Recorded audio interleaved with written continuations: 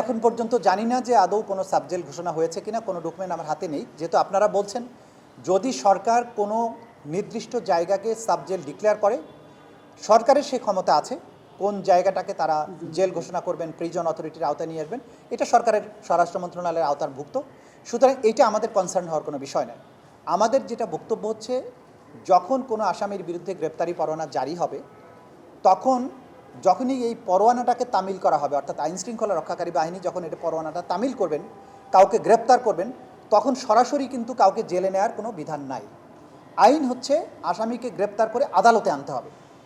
আদালতে আনার পরে আদালত যদি ফার্দার অর্ডার দিয়ে বলেন তাকে কারাগারে পাঠানো হোক, তখন কারাগার বলতে সেটা কেন্দ্রীয় কারাগার হতে পারে, সেটা জাতীয় সংসদ ভবনের মধ্যেও হতে পারে, এমপি হোস্টেল হতে পারে, বা অন্য কোনো জায়গাকেও যদি সরকার কারাগার ঘোষণা করেন সেই জায়গায় পাঠানো যেতে পারে, কিন্তু সেটা জেল বা কারাগার হিসেবে গণ্য হবে।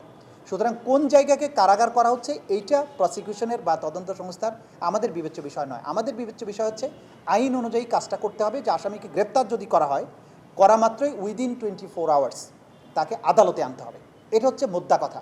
সেটা সংবিধানে যেমন আছে, আইসিটির আইনে আছে, সিআরপিসিতে আছে, যে আসামিকে গ্রেপ্তার করে আদালতে আনতে হবে উইদিন 24 আওয়ার্স। তারপরে আদালত যেখানে তাকে রাখতে বলবেন সেখানে রাখবেন। না না, আর্মির হাতে গ্রেপ্তারের ক্ষমতা নেই, যেটা এইটা বিভ্রান্তির সুযোগ নেই।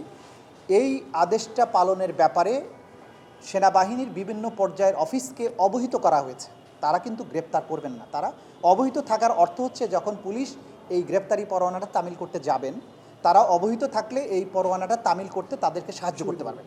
সুতরাং অ্যারেস্টিংয়ের পাওয়ার কিন্তু আইন শৃঙ্খলা রক্ষাকারী বাহিনীর, অন্য কারো নয়।